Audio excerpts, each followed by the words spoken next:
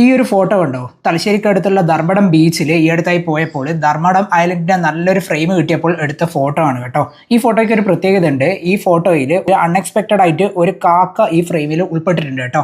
ഈ ധർമ്മടം ഐലൻഡ് കാക്കത്തുരുത്ത് അഥവാ ക്രോ ഐലൻഡ് എന്ന് കൂടി അറിയപ്പെടാറുണ്ട് കേട്ടോ. അതുകൊണ്ടാണ് ഈ ഫോട്ടോയിൽ അൺഎക്സ്പെക്റ്റഡ് ആയിട്ട് ഒരു കാക്ക വന്നപ്പോൾ അതിനൊരു സിഗ്നിഫിക്കൻസ് ഉണ്ടെന്ന് ഞാൻ കരുതിയത്. ഈ ധർമ്മടം ഐലൻഡിന് കാക്കത്തുരുത്ത് എന്ന് പേര് വരാനുള്ള ഒരു കാരണമുണ്ട് കേട്ടോ. അതെന്തെന്ന് വെച്ച് കഴിഞ്ഞാൽ വൈകിട്ടൊക്കെ വന്നു കഴിഞ്ഞാൽ കാക്കകൾ ഉൾപ്പെടെ ഇഷ്ടംപോലെ പക്ഷികൾ ഈ തുരുത്തിലേക്ക് വരുന്നത് കാണാം.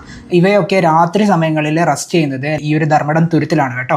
സന്ധ്യാസമയങ്ങളിലൊക്കെ വന്നു കഴിഞ്ഞാൽ നിങ്ങൾക്ക് ആ കാഴ്ച കാണാൻ പറ്റും. വളരെ ഭംഗിയുള്ള ഒരു കാഴ്ച കൂടിയാണ് കേട്ടോ. നല്ല ബ്യൂട്ടിഫുൾ സൺസെറ്റും കാണാം. അതുപോലെ ആകാശത്ത് ഇഷ്ടംപോലെ പക്ഷികൾ ഇങ്ങനെ പറന്നു പോകുന്ന കാഴ്ചകളും കൂടി നിങ്ങൾക്ക് കാണാൻ പറ്റും. ഈ ഐലൻഡിന്റെ ഒരു ഹിസ്റ്റോറിക്കൽ ഇമ്പോർട്ടൻസ് എന്താണെന്ന് പറഞ്ഞു കഴിഞ്ഞാൽ കേരളത്തിലെ ഏക മുസ്ലിം രാജവംശമായ അറക്കൽ രാജവംശത്തിന്റെ കീഴിലായിരുന്നു ഈ ധർമ്മടം ഐലൻഡ് മുൻപ്. ഇപ്പോൾ ഈ ഐലൻഡ് കേരള ഗവൺമെന്റിന്റെ അണ്ടറിലാണ് കേട്ടോ വരുന്നത്. 2022 കേരള ഗവൺമെന്റ് ഒരു വലിയൊരു ടൂറിസം പ്രൊജക്ട് തന്നെ അനൗൺസ് ചെയ്തിട്ടുണ്ട്. അതായത് ഈ ധർമ്മടം ഐലൻഡിന്റെ അടുത്തായിട്ട് വരുന്ന മുഴപ്പിലങ്ങാട് ബീച്ച്, ധർമ്മടം ബീച്ച് ഇതൊക്കെ ഇന്റഗ്രേറ്റ് ചെയ്തിട്ട് 200 കോടിയോളം രൂപ മുടക്കിയിട്ട് ഒരു വലിയൊരു ടൂറിസം പ്രൊജക്റ്റാണ് കേരള ഗവൺമെന്റ് ഇപ്പോൾ അനൗൺസ് ചെയ്തിട്ടുള്ളത്. അതിന്റെ ഒന്നാം ഘട്ടമായിട്ട് മുഴപ്പിലങ്ങാട് ഡ്രൈവിംഗ് ബീച്ചിൽ വലിയൊരു പ്രൊജക്ട് നടന്നുകൊണ്ടിരിക്കുകയാണ്. അതിന്റെ പണി ഏകദേശം ഇപ്പം കഴിയാറായിട്ടുണ്ട് കേട്ടോ. ഇവിടെ ധർമ്മടം ബീച്ചിൽ മുന്നേ ഒക്കെ വന്നു കഴിഞ്ഞാൽ ഒരു ഷിപ്പ് കാണാൻ സാധിക്കുമായിരുന്നു കേട്ടോ.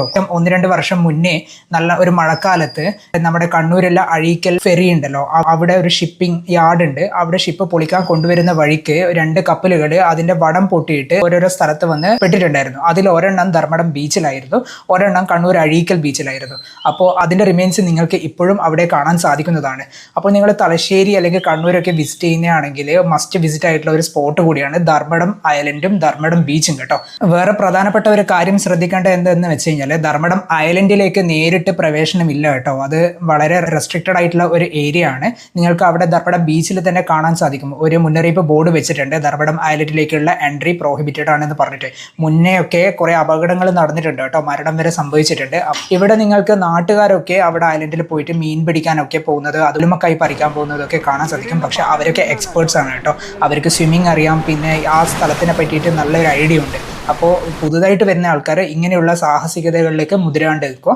അവിടെ വരിക, നല്ല കാഴ്ചകൾ ആസ്വദിക്കുക, നന്നായി ഫോട്ടോസ് എടുക്കുക, പിന്നെ സൺസെറ്റ് ആസ്വദിക്കുക. ഇങ്ങനെയുള്ള മനോഹരമായ കാഴ്ചകളൊക്കെ കണ്ടുകൊണ്ട് നിങ്ങൾ തിരിച്ചു പോകുന്നതാണ്.